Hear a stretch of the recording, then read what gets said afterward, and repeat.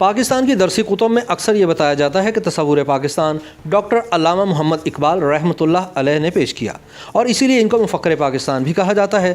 تاہم اس عام تصور کے برعکس تاریخ یہ بتاتی ہے کہ اقبال کے خطبہ الہٰ سے 6 برس پہلے کانگریس کے صدر لالا لاجپت رائے پاکستان کا تصور دے چکے تھے۔ خود اقبال کے صاحبزادے جسٹس ریٹائرڈ جاوید اقبال مرحوم بھی اپنی کتاب زندہ رود میں یہ لکھ گئے ہیں کہ اقبال کو متحدہ ہندوستان میں الگ مسلم ریاست یعنی پاکستان کے تصور کا خالق سمجھنا دراصل تاریخ کو مسخ کرنے کے مترادف ہے۔ علامہ اقبال رحمۃ اللہ علیہ نے 29 دسمبر سن 1930 کو الہ آباد میں آل انڈیا مسلم لیگ کے سالانہ اجلاس میں جو خطبہ دیا تھا اس کے بارے میں کہا جاتا ہے کہ سب سے پہلے پاکستان کا تصور اس میں دیا گیا تھا۔ علامہ تب آل انڈیا مسلم لیگ کے صدر تھے۔ اس خطبے میں علامہ نے کہا تھا کہ مسلمانوں کا یہ مطالبہ قطعاً منصفانہ ہوگا کہ ہندوستان کے اندر ایک مسلم انڈیا قائم کیا جائے۔ میں یہ دیکھنا پسند کروں گا کہ پنجاب، صوبہ سرحد، سندھ اور بلوچستان کو ایک ریاست میں ضم کر دیا جائے۔ علامہ اقبال کے اس خطبے میں ہندوستان کے مسلمانوں کے لیے کسی آزاد اور خود مختار اسلامی مملکت کا تصور نہیں پیش کیا گیا تھا، بلکہ ایک ڈھیلے ڈالے وفاق کے اندر ایک مسلم ریاست کا تصور دیا گیا تھا۔ اس میں آسام کے مسلم اکثریتی علاقوں، بنگال اور کشمیر کا کوئی ذکر نہیں تھا۔ اس لیے اقبال نے ڈاکٹر ایڈورڈ ٹامسن کے نام 4 مارچ سن 1934 کو لکھے گئے خط میں وضاحت کرتے ہوئے کہا تھا کہ پاکستان میرا منصوبہ نہیں ہے۔ جو تجویز میں نے اپنے خطبے میں پیش کی تھی وہ ایک مسلم صوبے کے قیام کی تھی جو آئندہ کی انڈین فیڈریشن کا حصہ ہوگا۔ تاہم دستاویزات اور کتابوں میں محفوظ تاریخ یہ بتاتی ہے کہ اقبال کے خطبہ الہٰ سے 6 برس پہلے کانگریس کے تب کے صدر لالا لاجپت رائے خود پاکستان کا تصور دے چکے تھے۔ لالا لاجپت رائے نے سن 1924 میں لاہور کے ایک اخبار ٹریبیون میں ایک مضمون لکھا تھا جس میں پہلی مرتبہ برصغیر کی فرقہ وارانہ بنیادوں پر تقسیم کا منصوبہ پیش کیا گیا تھا۔ اس منصوبے کے مطابق مسلمانوں کی 4 ریاستیں ہوں گی: صوبہ سرحد، مغربی پنجاب، سندھ اور مشرقی بنگال۔ انہوں نے لکھا کہ اگر ہندوستان کے کسی اور علاقے میں مسلمانوں کی اتنی تعداد یکجا ہو کر ان کا صوبہ بن سکے تو ان کی بھی اسی طرح تشکیل ہونی چاہیے، لیکن یہ بات اچھی طرح سمجھ لینی چاہیے کہ یہ متحدہ ہندوستان نہیں ہوگا۔ انہوں نے لکھا کہ اس کا مطلب یہ ہے کہ ہندوستان واضح طور پر مسلم انڈیا اور غیر مسلم انڈیا میں تقسیم ہوگا، لیکن لالا لاجپت رائے کے منصوبے میں بلوچستان کا ذکر نہیں تھا۔ یہ حقیقت دلچسپی سے خالی نہیں کہ سن 1947 میں جب پاکستان وجود میں آیا وہ لالا لاجپت رائے کے منصوبے کے عین مطابق تھا۔ اس لیے ایک رائے یہ بھی دی جاتی ہے کہ تصور پاکستان کے ابتدائی خالق علامہ اقبال نہیں بلکہ آریہ سماج کے ایک ہندو رہنما لالا لاجپت رائے تھے۔ لالا لاجپت رائے کی کتاب ینگ انڈیا میں ان کے تعارف کے طور پر لکھا ہے کہ لالا لاجپت رائے سن 1865 میں پیدا ہوئے، لاہور میں وکالت کی اور پھر آریہ سماج سے منسلک ہو گئے۔ انہیں لاہور سے ہفت روزہ پنجابی، آریہ گزٹ جیسے اخبارات شروع کیے۔ سن 1914 میں وکالت ترک کر کے ہندوستان کی آزادی کی تحریک میں شامل ہو گئے۔ ان کی شہرت ہندوستان کے قومی رہنما کے طور پر ہو چکی تھی اور انگریز حکمران ان سے خائف تھے۔ انہوں نے ہندوستان کی عظمت رفتہ کی بحالی اور انگریز اقتدار کے خلاف 5 کتابیں لکھ رکھی تھیں جن کی وجہ سے سن 1907 میں انہیں خفیہ طور پر غائب کر کے برما میں 6 مہینوں تک قید رکھا گیا۔ ان پر غداری اور بغاوت کا الزام تھا مگر بعد ازاں انہیں بری کر دیا گیا۔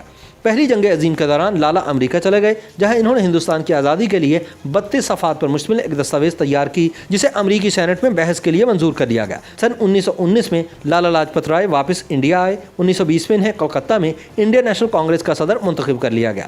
1921 سے سن 1923 کا عرصہ انہوں نے جیل میں گزارا۔ سن 1928 میں جب برطانوی حکومت کی جانب سے ہندوستان کے سیاسی حالات کے بارے میں ایک کمیشن سر جان سائمن کی قیادت میں ہندوستان بھیجا گیا تو ہندوستان کی اکثر سیاسی جماعتوں نے اس بنا پر اس کا بائیکاٹ کیا کہ اس میں ایک بھی ہندوستانی کو نمائندگی نہیں دی گئی۔ جب کمیشن نے 30 اکتوبر سن 1928 کو لاہور کا دورہ کیا تو لالا لاجپت رائے کی قیادت میں مظاہرہ کیا گیا جس میں مظاہرین نے سیاہ پرچم لہرا کر سائمن واپس جاؤ کے نعرے لگائے۔ انگریز افسر ایس پی جیمز اسکاٹ نے مظاہرین پر لاٹھی چارج اور بالخصوص لالا لاجپت رائے پر شدید تشدد کیا جس کی وجہ سے انہیں زخم آئے اور زخموں کی تاب نہ لاتے ہوئے یہ 17 نومبر سن 1928 کو انتقال کر گئے۔ انہوں نے اس جلسے سے خطاب کرتے ہوئے کہا تھا کہ مجھ پر لگنے والی ہر ضرب برطانوی تابوت میں آخری کیل ثابت ہوگی۔ لالا لاجپت رائے کے قتل کا بدلہ لینے کے لیے 10 دسمبر سن 1928 کو ہندوستان سوشلسٹ ریپبلک آرمی کا ایک خفیہ اجلاس ہوا جس میں بھگت سنگھ بھی شریک ہوا۔ 17 دسمبر کو بھگت سنگھ اور ان کے ساتھی راج گرو نے انگریز ڈی ایس پی سینڈرز کو جیمز اسکاٹ سمجھ کر قتل کیا۔ پھر بھگت سنگھ نے دہلی میں مرکزی اسمبلی پر بم پھینک کر خود گرفتاری دے دی۔ لاہور سازش کیس میں جس میں ایس پی سینڈرز کو قتل کیا گیا اس کی پاداش میں بھگت سنگھ کو 7 اکتوبر سن 1930 کو سزائے موت سنائی گئی اور شادمان چوک لاہور میں پھانسی دی گئی۔ ماہرین کا کہنا ہے کہ یہ بات طے ہے کہ علامہ اقبال کے خطبہ الہٰ سے بہت پہلے مسلمانوں کے لیے ایک الگ وطن کا تصور سب سے پہلے لالا لاجپت رائے نے ہی دیا تھا، جس کی وجہ انہوں نے یہ بیان کی تھی کہ مجھے ہندو مسلم اتحاد کا مسئلہ پریشان کر رہا ہے۔ میں 7 کروڑ مسلمانوں سے خوفزدہ نہیں ہوں، لیکن میرا خیال ہے کہ اگر ہندوستان کے 7 کروڑ مسلمانوں کے ساتھ افغانستان، وسطی ایشیا، عرب عرب، میسوپوٹیمیا اور ترکی کے مسلح جتھے مل گئے تو ان کے خلاف مزاحمت ممکن نہیں ہوگی۔ حیرت کی بات یہ ہے کہ جب لالا جیسے کانگریسی رہنما یہ لکھ رہے تھے تب قائد اعظم ہندو مسلم اتحاد کے علمبردار تھے۔ مزید دلچسپ بات یہ بھی ہے کہ مارچ سن 1947 میں آل انڈیا کانگریسی مجلس عاملہ نے پنجاب کی فرقہ وارانہ بنیادوں پر تقسیم کے حق میں جو قرارداد منظور کی تھی وہ بھی لالا لاجپت رائے کی اسکیم کے مطابق تھی، اور پھر اپریل سن 1947 میں سردار پٹیل، جواہر لال نہرو اور گاندھی نے برصغیر کی تقسیم جس اصول کی بنیاد پر منظور کی تھی وہ بھی بالکل وہی اصول تھا جو لالا لاجپت رائے نے سن 1924 میں پیش کیا تھا۔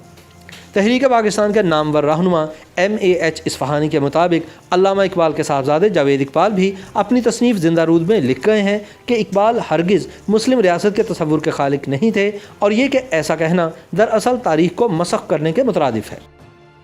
YouTube پر گوگلی نیوز دیکھنے کے لیے youtube.com کی سرچ بار میں گوگلی نیوز TV ٹائپ کریں۔ گوگلی نیوز کے پیج پر سرخ رنگ کے سبسکرپشن والے بٹن پر کلک کرنا نہ بھولیے۔ YouTube پیج پر اپلوڈ ہونے والی ویڈیوز سے باخبر رہنے کے لیے بیل آئیکن پر کلک کیجیے۔ آپ کو ہر نئی ویڈیو کے بارے میں نوٹیفیکیشن موصول ہو جائے گا۔